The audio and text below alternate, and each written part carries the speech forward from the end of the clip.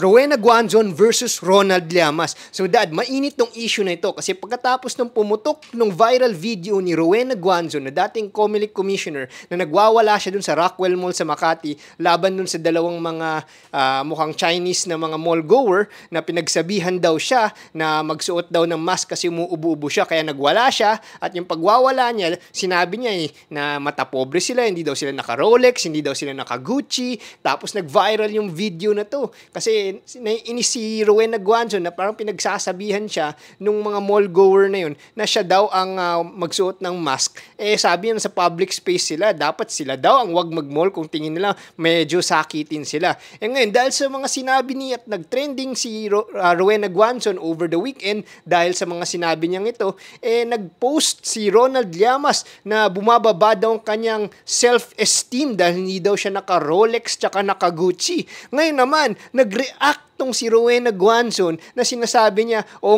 sa isang interview sa isang media outlet, sinasabi niya, hindi nga daw siya naka-Rolex tsaka naka-Gucci, pero marami naman daw siya na illegal firearms na nahuli sa kanya nung mga panahon dati. Sinasabi niya, pasensya na, sabi niya, hindi ako komunista tulad ninyo, ni Risa Ontiveros, sinasabi ni Rowena Guanzon sa kanyang interview, kasi siya daw, sosyalista daw siya, kaya hindi daw siya bagay maging komunista o hindi daw niya naisip maging komunista. Ngayon, Dad, medyo umiinit ang away nito kasi sumagot din si Ronald Llamas sa ibang interview na ine-explain niya na yung mga side din naman niya tungkol kay Rowena Guanzon. Itong si Rowena Guanzon, pinagpipilitan niya, sinasabi niya, bakit sinasabi ng mga ibang mga kakamping na DDS daw siya? Siya nga daw yung umangat dun sa stage kasama si Lenny nung kampanya ng 2022 para titirahin at banatan si Bongbong Marcos nung kampanya nila. So ngayon nagkakainitan tong dalawang to, Dad. So Dad, anong masasabi mo dito? Well, kung aaralin mo kasi, napakaraming issues na involved dito, no? Simulan muna natin siguro yung nangyari kay former Commissioner Rowena Guanzon sa mall na meron siyang parang nakaalitan, no? Meron siyang hindi nakasundo, no? So ito kasi pagtitimbangin mo yung nangyari doon, mukhang nagkaroon sila ng misunderstanding, no? Unahin natin do sa mall goer na napagalitan o nasabihan o nasigawan ni former Commissioner Guanzon, no? Kasi kung titimbangin mo yung istorya ni Commissioner Guanzon, hindi naman talaga siya nag-react kung wala rin sinabi sa kanya na yun ang naging ikinagalit niya ng gusto, no? So meron pagkakamali kasi lahat ng partido rito sa tingin natin, no? Kung titimbangin mo, lahat sila medyo nagkaroon ng konting hindi pagkakaunawaan at medyo lumihis sila dun sa mga tamang reaksyon. Ang nangyari kasi dito yung reaksyon, mga reactions na sinasabi natin na naging sanhi ng kanilang isang malaking issue, naging parang isang iskandalo na, no?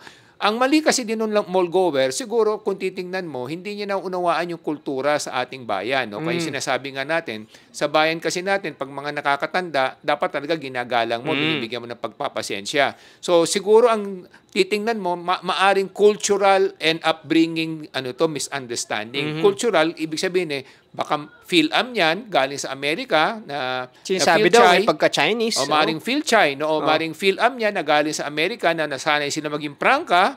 Or pangalawa, kung Phil-Chai man yan na lumaki sa luho at lumaki sa may kayang pamilya, hindi sila nasanay na makipaghalubilo sa mga pangkaraniwan na mamamayan, ano? So, laging anturing sa kanila mga boss o anturing sa kanila mga parang na may kaya na sinusuyo at laging inoohan ng mga kausap nila, kaya hindi sila nasanay na pag ganito na ang kausap nila, ibang tao, hindi nila pwedeng pagsabihan ng gano'n kasi lalo sa Pilipinas, very sensitive ang mga kababayan natin. Sa Amerika, that's very normal. Nakikita natin kasi sa pagmamaneho, naglalabas sila ng mga dirty finger. Nagmumurahan. Nagmumurahan. Nasanay sila na pagka medyo lumihis ka, pwede ka nilang pagsabihan o pwede ka nilang murahin. Sa bayan natin kasi hindi sanay na pagsabihan, lalo na pag may edad na yung tao na kausap mo. Kinakailangan binibigyan mo ng respeto, paggalang. So yun ang pagkakamali din ng mall goer. Hindi niya natimpla yung magiging reaksyon ng ating former commissioner. Kasi siyempre senior citizen na, babae pa. So siyempre sa lipunan natin, pag babae, tapos senior citizen, dapat talaga yung paggalang mo dyan very sensitive ka. Dapat you're very respectful, no? And very considerate. So yun ang mali din ng mall goer. Kung yung sinasabi ni Commissioner Guanzon, na yun ang sinabi sa kanya ng mall goer, kung yun ang sinabi sa kanya, medyo nagkamali doon yung mall goer. Yun ang punto dito na pinag-uusapan dito. So may mali din yung isang partido. Ngayon, ang siguro masasabi natin kaya marami din hindi naging favorable sa mga nangyari, lalo sa reaction ni Commissioner Guanzon, kasi medyo na-overreact din yung nangyari dito. Nagkaroon siya ng overreaction. Nagalit siya dahil feeling niya parang binabastos siya. Kaya nakapagsalita rin siya ng mga hindi magaganda. Dala ito ng galit, no? So kasi normal naman sa tao minsan, kahit na lahat naman ng tao nagkakaroon ng mga pagkakamali.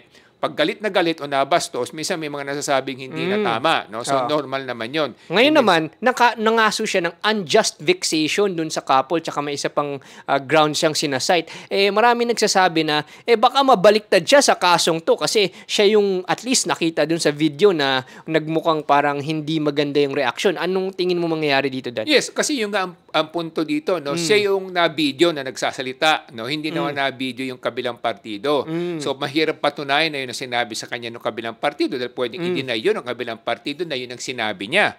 No, so medyo merong konting dito, kumbaga delikado rin para sa kanya, no? Hindi rin advantageous para sa kanya kasi parang he said, she said yan So sasabihin niya na sinabi sa kanya yan pero walang proof na narinig yung sinabi ng kabilang partido pero siya narinig siya na nagmura. Yun ang naman ang issue dito. Yun naman pagmumura kasi normal naman sa mga kababayan natin na minsan nakakapagsalita sila ng mga hindi magagandang salita, no? Like yung PI na sinasabi natin, no? Pero syempre kasi ang pagkakaiba lang nito, number one, dati siyang COMELEC commissioner, dati siyang opisyal ng pamahalaan. No? So dahil sa dati siyang opisyal ng pamahalaan, syempre, ang inaasahan sa kanya ng ating mga kababayan at may mas magandang pakikipag-usap sa kapwa, di ba? Kasi yun naman talaga ang responsibilidad ng mga government official. Dapat magpakita sila ng magandang halimbawa, no?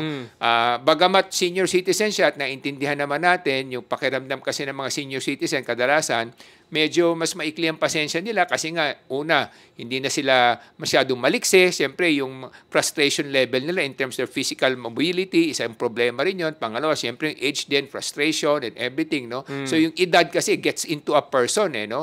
So, kaya umiikli minsan ang pasensya nila. So, kasi siyempre, dahil matanda na sila, iniisip nila kahit na paano uunawain sila ng lipunan, no? So, yun naman ang counterweighing factor dito. Pero, siyempre, and the overall, yung reaction kasi parang hindi siya naging favorable dahil nga parang una nagmura. Pangalawa, siyempre dati kang opisyalis ng gobyerno na inaasahan ng mga tao na highest standard of being ethical and very responsible. So yun ang naging problema dito. So yun ang unang issue dito. Yung pangalawang issue naman, yung issue between her and dating Secretary Ronald Llamas. No? Ano masasabi mo doon? Kasi ang nangyari naman dito, si Secretary Ronald Llamas nagsalita rin ng medyo, siyempre, kung titimbangin mo yung meaning ng sinabi niya na parang bumaba ang self-esteem niya, parang siyempre na-insulto naman si Attorney Guanzon, no? Si former Commissioner Guanzon, kasi parang feeling niya, parang sinasabi na parang matapobre siya, no? So parang ganun yung nangyari dito, saka hindi na naging maganda yung kanilang palitan kasi nga nag-react pa yung isa, nag-react ulit, no? So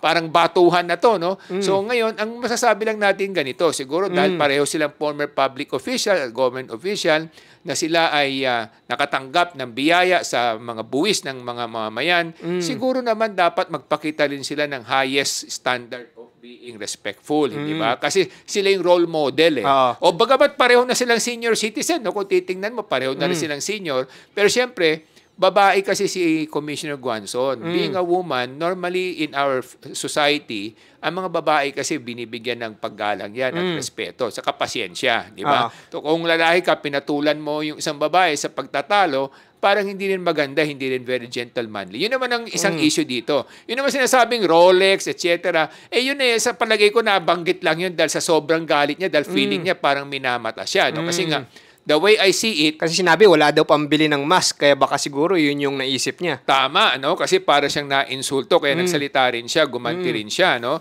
Sa kanyang, kumbaga, nakutya siya, gusto rin niya mangutya, no? So, ganun yun. Kasi nga, iba rin kasi yung karakter ng mga tao, iba-iba. May mga taong mapagpasensya, may mga taong pababayaan na lang itong issue, di ba? Pero siguro sa akin, sometimes humility is the answer. Yung kababaan ng kalooban, sometimes is the one that will really put you on a higher pedestal. No? Anong ibig sabihin nun? Kunyari man, sa totoong kunyari, yun ang sinabi talaga ng mallgoer, no? It would have been, kumbaga, a display of highest standard of being respectable kung ang sagot niya pasensya na ha kung na-istorbo ko kayo o na-inconvenience ko kayo. Pasensya na. So pag ganun siguro, tapos knowing her former position, kung makita ng mga tao yun, siguro mas lalo siyang re-respetuhin at mas lalo siyang igagalang dahil ibig sabihin hindi niya pinatulan. She did not go down to that level of that person. If that person has been very unethical or has been rude, then at least you should have shown a better display of being kumbaga, a higher professional or more respectable person. Diba? Yun lang naman ang issue dito. She could have done that and she would have been better appreciated. But again, if she did that, maybe there will be no issue anymore. There will be no scandal. No?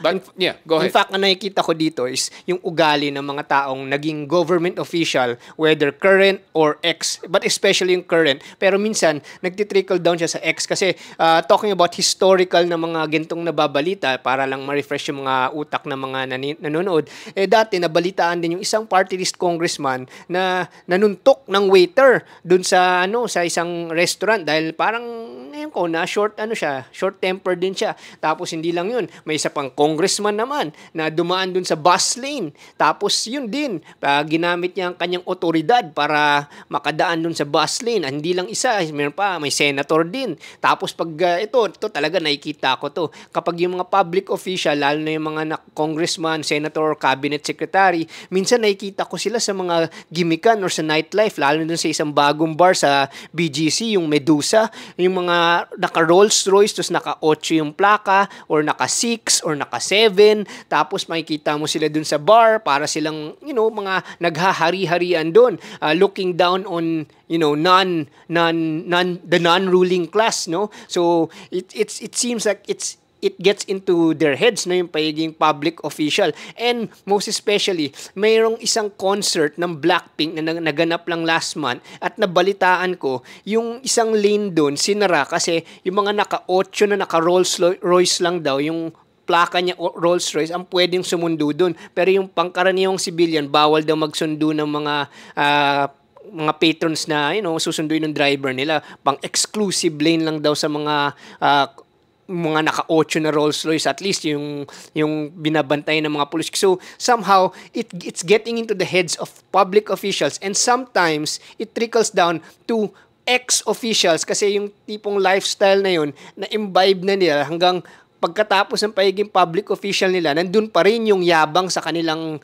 sistema. Anong masabi mo dito, Dad? Well, ito naman kasing ganitong kaugalian, hindi lang naman sa ating bayan to, no? Kahit sa ibang bayan din. At kahit na nung mga sinaunang panahon pa, no? Makikita natin na meron ng ganyan mga katayuan o mga circumstances. No? For example, sa Biblia, sinasabi yan, kahit na sinabi ni Jesus, no? Yung mga Pharisees, saka mga Skribo, di ba kung papakinggan mo, sinasabi nila na they want to be respected, they want to sit at the best seat of the table, no? So nandun na yun, kasi nga parang kung ikaw ay may katungkulan, may kapangyarihan, at may katayuan, inaasahan nila na siyempre bibigyan sila ng special treatment.